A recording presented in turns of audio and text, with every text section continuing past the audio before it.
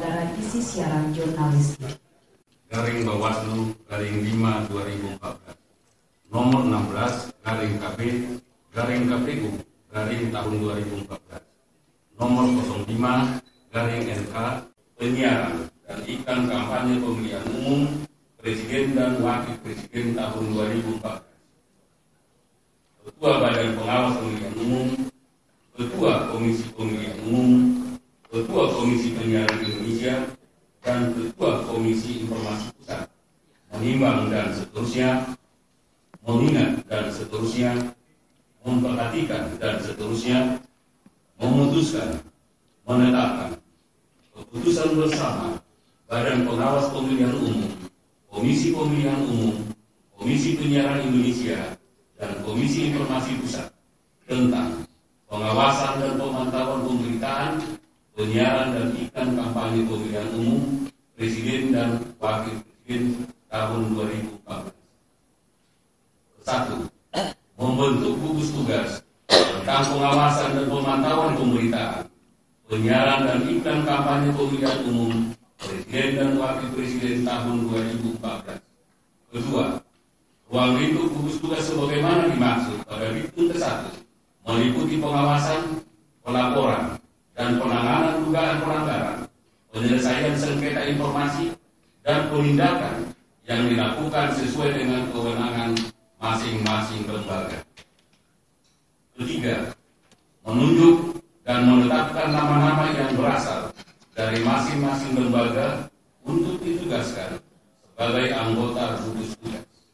Keempat, menugaskan kepada gugus tugas untuk menyusun prosedur standar operasional pengawasan dan pemantauan pemberitaan, penyiaran dan iklan kampanye pemilihan umum Presiden dan Wakil Presiden tahun 2014. Kelima, menugaskan kepada gugus tugas untuk melaksanakan prosedur standar operasional pengawasan dan pemantauan pemberitaan, penyiaran dan iklan kampanye pemilihan umum Presiden dan Wakil Presiden tahun 2014. Keenam, Sekretariat Gugus Tugas berkedudukan di kantor Badan Pengawas Pemilihan Umum. 7. Masa kerja gugus tugas berlaku sejak tanggal ditetapkan dan berakhir paling lama 2 bulan setelah seluruh tahapan penyelenggaraan pemilu Presiden dan Wakil Presiden tahun 2014 berakhir. 8. Dalam melaksanakan tugasnya, gugus tugas bertanggung jawab kepada pimpinan masing-masing lembaga. 9. Segala biaya yang timbul sebagai akibat ditetapkannya keputusan bersama ini dibebankan secara personal kepada masing-masing lembaga. 10. Keputusan bersama antara ini menjadi acuan dan berlaku bagi seluruh jajaran Komisi Pemilihan Umum Provinsi dan Kabupaten Kota, Badan Pengawas Pemilihan Umum Provinsi, Panitia Pengawas Pemilihan Umum Kabupaten Kota, Komisi Penyiaran Indonesia Daerah, dan Komisi Informasi Pusat dan Kabupaten Kota. 11. Keputusan ini berlaku sejak tanggal ditetapkan dengan ketentuan apabila terdapat kekeliruan di kemudian hari akan diadakan perbaikan sebagaimana mestinya. Ditetapkan di Jakarta pada tanggal 19 Mei 2014. Ketua Badan Pengawas Pemilihan Umum ditandatangani Muhammad. Ketua Komisi Pemilihan Umum ditandatangani Husni Kamil Malik. Ketua Komisi Penyiaran Indonesia ditandatangani Yuda Biksawan. Ketua Komisi Informasi Pusat ditandatangani Abdul Hamid Ipo Pramono. Dilanjut. Nota kesepahaman antara Komisi Penyiaran Indonesia dan Dewan Pers nomor KPI 203 garing K garing KPI garing HK 03 02 garing 04 garing 2014 nomor Dewan Pers 203 garing BP garing MOU garing 4 garing 2014 tentang penanganan pelanggaran isi siaran jurnalistik.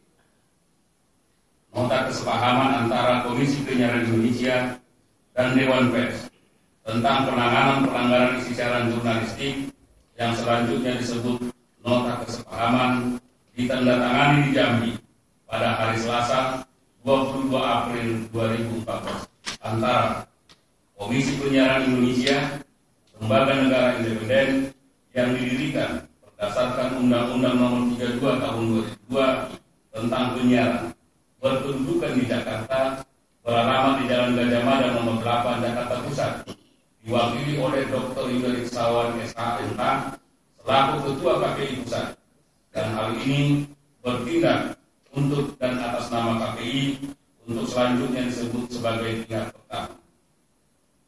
2. Dewan Pers, lembaga independen yang didirikan berdasarkan Undang-Undang Nomor 40 Tahun 1999 tentang pers, berkedudukan di Jakarta, beralamat di Gedung Dewan Pers, Jalan Kebun Siri Nomor 3234, Jakarta Pusat, diwakili Profesor Dr. Bagirmanan SH, MCR, selaku Ketua Dewan Pers. Dalam hal ini bertindak untuk dan atas nama Dewan Pers untuk selanjutnya disebut sebagai pihak kedua. Pihak pertama dan pihak kedua selanjutnya dalam nota kesepahaman ini secara bersama-sama disebut para pihak. Terlebih dahulu menerangkan hal-hal sebagai berikut. A. Bahwa pihak pertama berfungsi mewadahi aspirasi serta mewakili kepentingan masyarakat akan penyiaran serta menjamin masyarakat untuk memperoleh informasi yang layak dan benar sesuai dengan hak asasi manusia dan memelihara tatanan informasi nasional yang adil, merata, dan seimbang. B.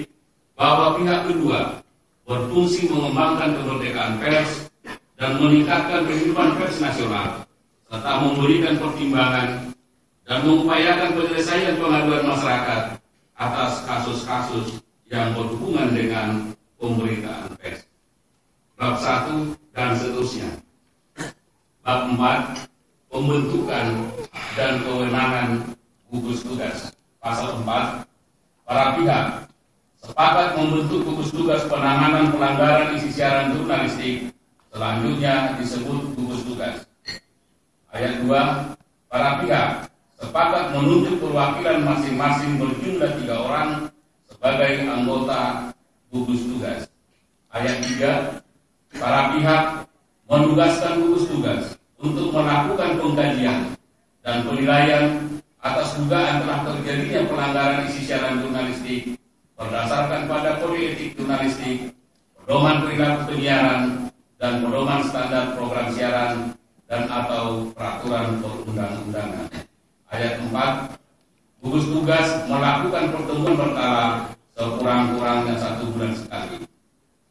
Pasal 5 ayat 1, para pihak memberikan kewenangan kepada gugus tugas untuk memanggil, meminta keterangan, dan memeriksa pihak yang diduga melakukan pelanggaran isi siaran jurnalistik. Ayat 2, para pihak memberikan kewenangan kepada gugus tugas jika diperlukan untuk menghadirkan ahli untuk didengarkan pendapatnya sesuai keahliannya. Ayat 3, gugus tugas melaporkan hasil penilaian dan rekomendasi atas dugaan telah terjadinya pelanggaran isi siaran jurnalistik kepada para pihak dalam waktu selambat-lambatnya 7 hari setelah pertemuan. Bab 4 dan seterusnya. Bab 10 penutup. Pasal 13. Nota kesepahaman ini dibuat asli dalam rangkap 2 yang masing-masing mempunyai kekuatan yang sama. Pihak pertama ditandatangani Dr. Yuda Riksawan SHMH, Ketua Komisi Penyiaran Indonesia. Pihak kedua ditandatangani Profesor Dr. Bagirmanan SH, MCR, Ketua Dewan Pers.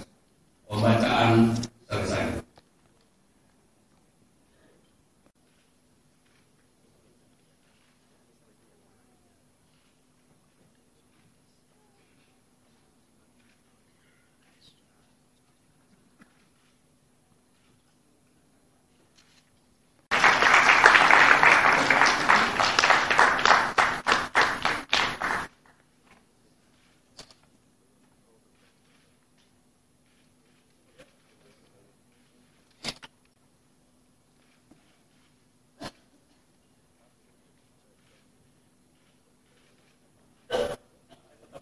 Terima kasih disampaikan kepada Ketua.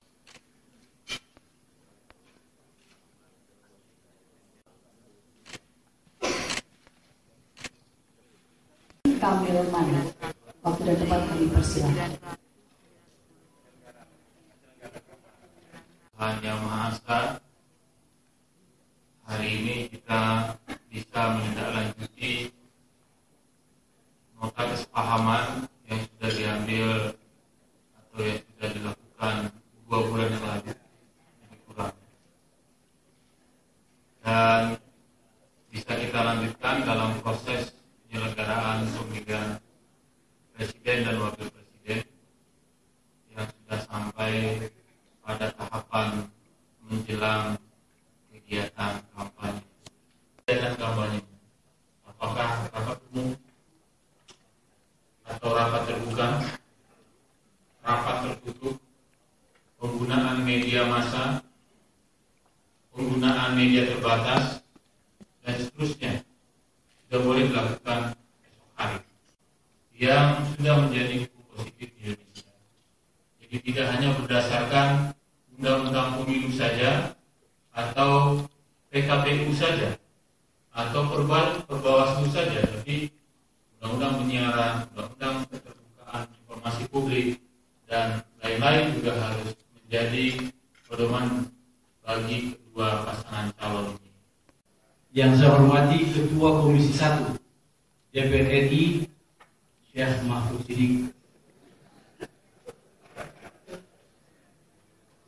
Yang saya hormati Ibu dan Bapak sekalian yang berbahagia, rekan saya pimpinan Bawaslu Pak Dhani Turton. Hari ini kita menyaksikan sebuah fenomena seakan-akan dan dikesankan Pilpres itu sesuatu perhelatan pemilu yang sangat keras. Media ikut-ikutan mengesankan itu. Saya membaca bahwa media sebagai pilar demokrasi seharusnya tetap pada ideologinya. Ini kita menyaksikan media juga sudah terpolarisasi. Di bawah isti awas. Tetapi belum terlambat. Media masih bisa mengajak anak bangsa ini untuk menikmati Pilpres dengan cara-cara yang baru, dengan cara-cara yang santun. Mau tidak mau, semua komponen bangsa, khususnya teman-teman media, harus bisa menjadi lokomotif bagi hadirnya sebuah perhelatan Pilpres yang terhormat, administrasi dan seterusnya. Tetapi ukuran keberhasilan kami adalah seberapa banyak kita melakukan pencegahan terhadap sebuah dugaan pelanggaran. Kita dikatakan berhasil kalau efektif melakukan pencegahan. Teman-teman pengamat, Bawaslu itu kayak KPK, tangkap tangan dulu, proses ini, proses itu. Kalau regulasi memberikan kewenangan itu, kita lebih hebat dari KPK. Setiap jam Anda melihat Bawaslu menangkap tangan caleg.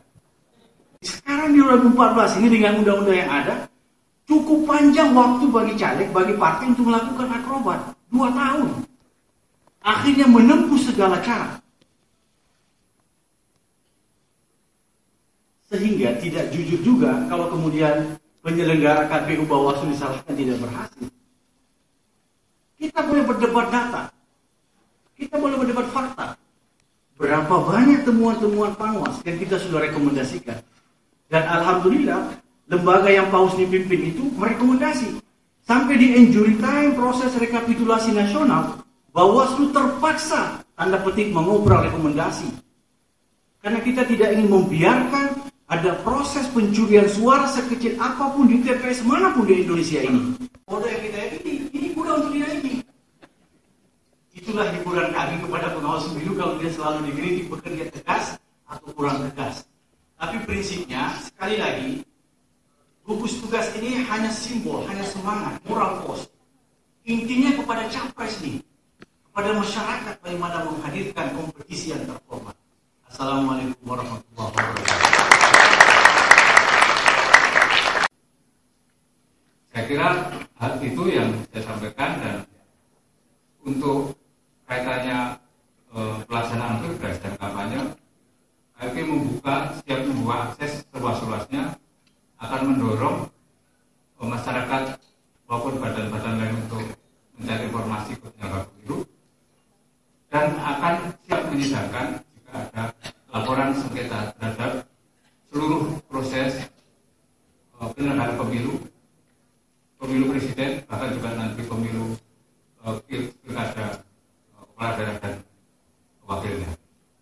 Jadi kami menjamin, silahkan kalau ada termasuk media misalnya bersulit atau tidak mendapat akses yang baik terhadap segala informasi dalam semua tahapan pemilu, silahkan dilaporkan ke Komisi Informasi untuk kami sidang dan kami verifikasi. Terima kasih. Assalamualaikum warahmatullahi wabarakatuh.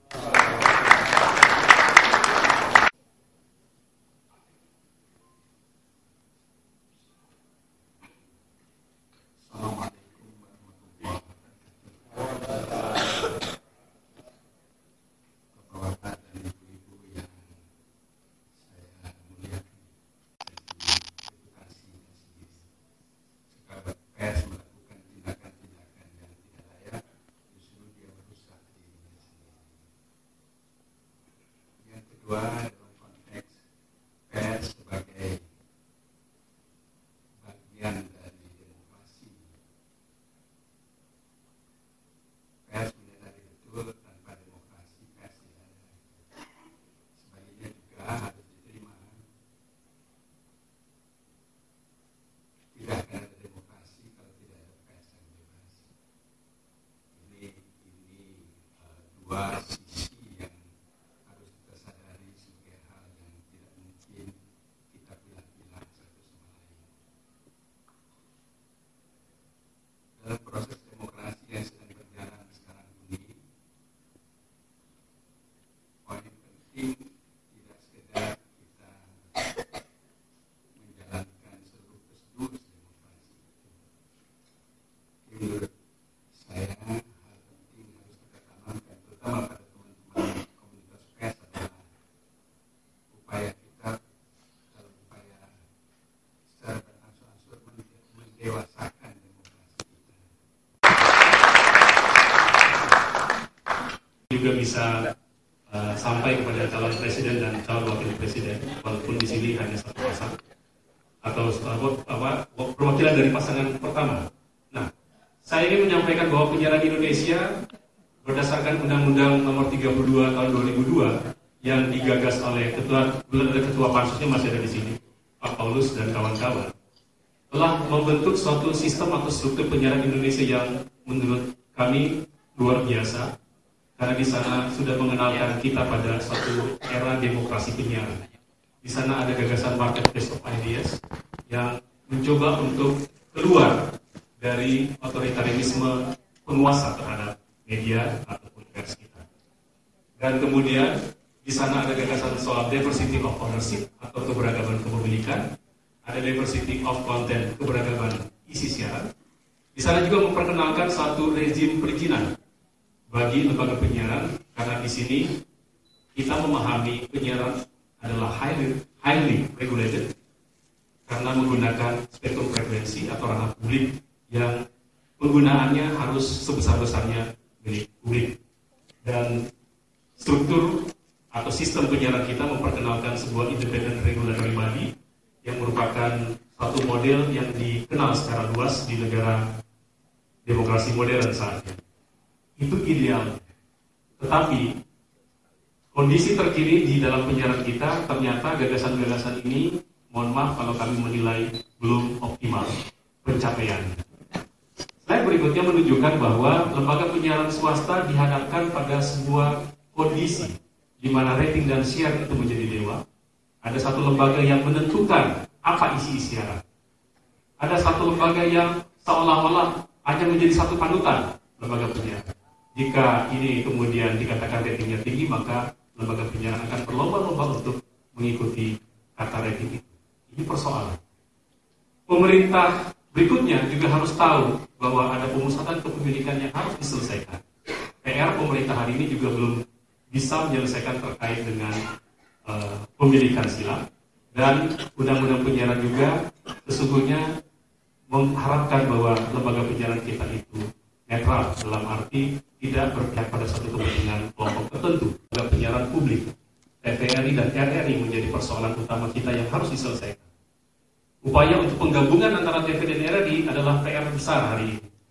Kemudian lembaga penyiaran komunitas, baik radio maupun televisi komunitas, belum mendapatkan panggung, padahal undang-undang penyiaran menyamaratakan atau memposisikan mereka sama dengan lembaga penyiaran yang lain.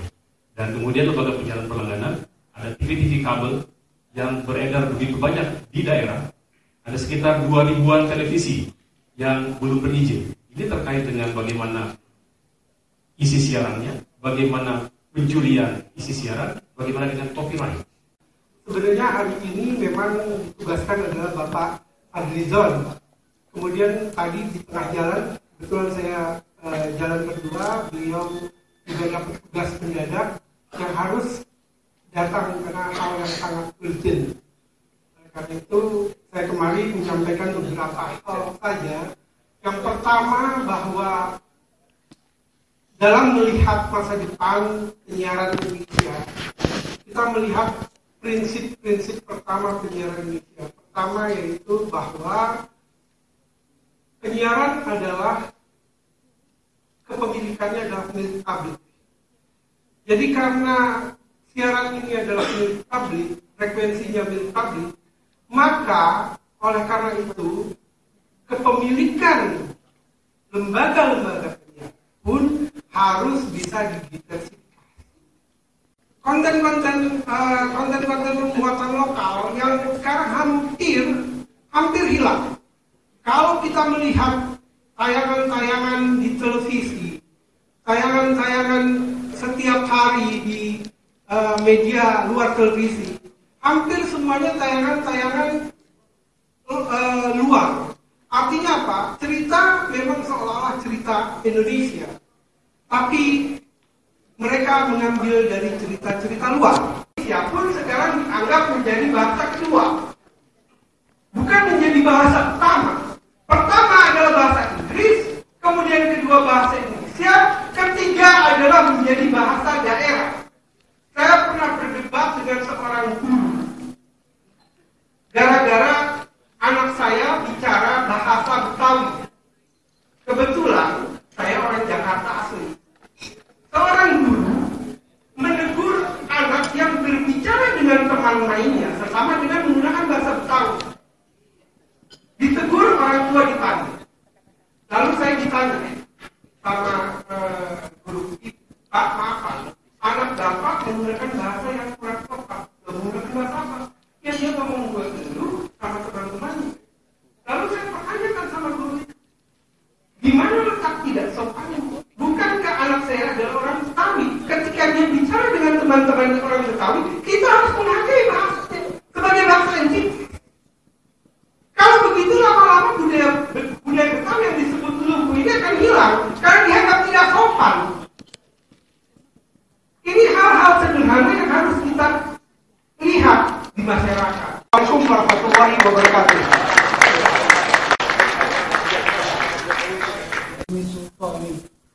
سبحانك لا تحصي ثناء عليك أنت كما أثنيت على نفسك فلك الحمد شكرا ولك الحمد حتى ترضى ولك الحمد إذا رضيت دائما أبدا اللهم صل على سيدنا محمد طب القلوب ودوائها وعافية الأبدان وشفائها ونور الأبصار وجلائها وعلى آله وصحبه وسلم. Ya Allah, ya Tuhan kami, puji syukur kehadirat-Mu atas semua nikmat yang telah Engkau berikan. Ya Allah yang Maha Agung, berikanlah keberkahan pada kami semua dalam menjalankan amanah untuk terlaksananya pemilihan umum presiden dan wakil presiden yang lebih baik. Informasikan kepada para sekretar undangan, kami akan menyiapkan